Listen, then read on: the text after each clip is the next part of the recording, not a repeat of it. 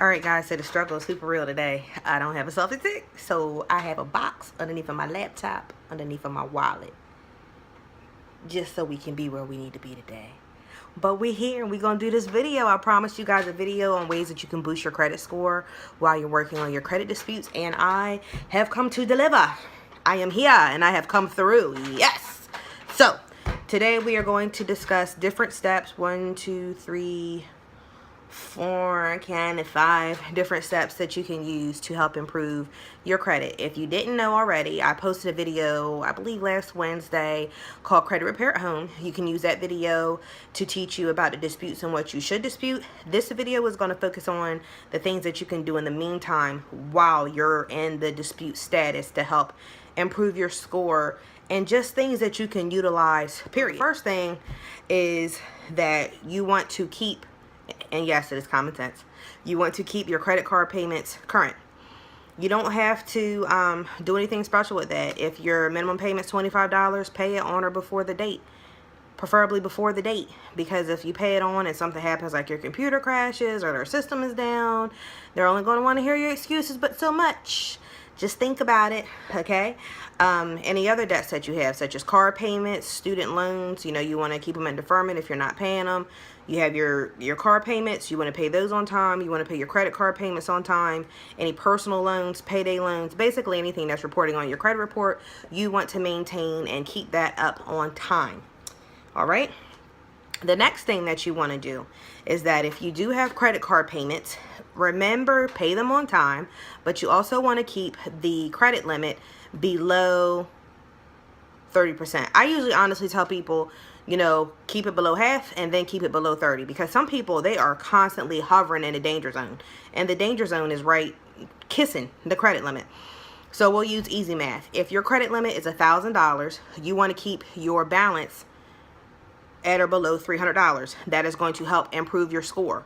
Once your credit limit is at or above 500, which is 50%, then it's no longer helping your score. So a lot of people think that, oh, I have to have a lot of different credit cards. Okay, if I get this credit card, the more of them I have, the better my score will be. No, the more of them you have, the more likely you are going to run the limit up, and the more likely your credit utilization is going to be through the roof, and the more likely you are to have a reduced credit score. Okay? So, you don't have to have a lot of credit cards in order to establish a decent credit score. What you do need to do is make sure that you're utilizing them efficiently and that you're smart about it. So just remember, if I have a $1,000 credit limit, I want to keep the balance below $300, definitely below $500. I know sometimes it's hard. Please do not, I know somebody is thinking, but I have Christmas or I have birthdays. They're not special. They're the same time every year. We have solutions for things like that. You can do Christmas club accounts at your local credit union. A lot more banks are trying to, accommodate those needs because they're paying attention. You're getting overdraft. That's how banks make money, from off of your fees. So Christmas is not a reason to max out your credit cards. Birthdays are not a reason to max out your credit card. Those are the same time every year. There's nothing special about that. Again, I'm sorry guys. It might sound a little harsh, but it's the reality of it. You can't call the credit people and say, oh, I forgot my payment because it's Christmas time. It's December 5th every year, 25th every year, unless you don't celebrate Christmas. And then you'll have another excuse. Oh, school shopping's coming. Kids go back to school every August. It's not a surprise. So keep your balances below 30%. That'll help you guys. The next thing that I would suggest is when you do submit your credit disputes, if you have proof of any debt that you've paid or any type of proof that says that it was, taken away or refunded or whatever the case may be, submit that when you submit your credit letters for your dispute rounds. But, that's something else that can help you. The medical debt wouldn't impact the credit score as often, in that the lenders weren't going to pay attention to the medical collections that you may have. Now, I honestly, unless they came up with a new scoring model that doesn't include medical debt, I don't see how it couldn't impact your score. And you'd be surprised. So many times I see people who owe medical debt and it's minimal. I mean, like a copay. $20 here, $25 there, $15. And you're probably like, that's petty. No, what's petty is that you didn't pay it. You can eat $20. You know what I mean? That's what's petty. So now there are some people who have like serious medical debt, and with those, you know, you have to trudge through.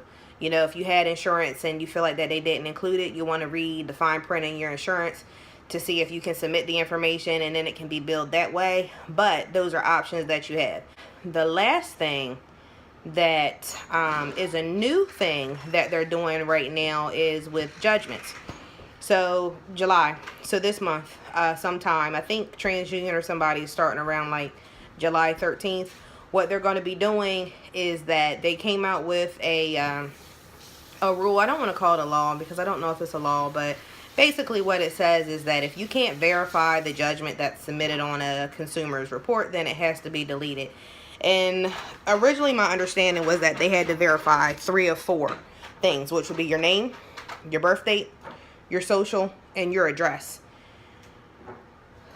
Now, if they can't verify, I think 3 of the 4 or all 4, then they have to delete it. It'll affect about 12 million people, I think, or they said about 6% of the consumers. It'll help boost your score about 20 to 40 points, which is good. Hey, any score increase is good. So those are things that you can do as well. So, recap. Keep your credit card and your debts current. If you have anything on your credit report that you're paying, keep it current. Keep your balances below 30%, most definitely below 50%. Remember, $1,000 example, you want to keep your payments first goal below 500, second goal below 300. Ultimately, you want to be able to not have to roll over a balance, okay? Because that'll help you as well. Third thing, if you paid a debt, make sure you supply the proof when you do your disputes. Fourth, if you have medical debts, you know, don't let the petty debt get you. And then with the new rules with judgment verifications, they have to have your name, address, social, or birth date, or the 4. I believe they have to verify 3 of the 4, but preferably the 4. People will have deletions of tax liens and civil judgments if they don't provide all those information, you know, all of that information. So, you know, that's a give me a new rule. And, you know, I had someone ask me the other day, you know, is that something that's going to happen automatically? Tell me if you think that that'll be automatic. You know, is this new rule going to be able to help you to boost your score 30 to 40 points? If you'd like more videos like this, please like, comment, and subscribe. You know, comment the topics that you'd like to learn more about below. Follow my page on Facebook. It's Payton Credit Services. I am also Shannon the Credit Slayer on Instagram, as well as here on YouTube. And I'm going to come back with the 3rd video of this series probably by Wednesday. So the first video was credit repair at home. This one is boosting your credit score while you're in dispute rounds. And the next video is going to be settlements and when to take them. I look forward to, you know, continuing to educate you guys and, you know, share this information. You know, you want to be able to hand it down to your friends because we all can win. All right, tell me if you think that that'll be automatic. You know, is this new rule going to be able to help you to boost your score 30 to 40 points? If you'd like more videos like this, please like, comment, and subscribe. You know, comment the topics that you'd like to learn more about below. Follow my page on Facebook. It's Payton Credit Services. I am also Shannon the Credit Slayer on Instagram, as well as here on YouTube. And I'm going to come back with the 3rd video of this series probably by Wednesday. So the first video was credit repair at home. This one is boosting your credit score while you're in dispute rounds. And the next video is going to be settlements and when to take them. I look forward to, you know, continuing to educate you guys and, you know, share this information. You know, you want to be able to hand it down to your friends because we all can win. All right, thanks, bye.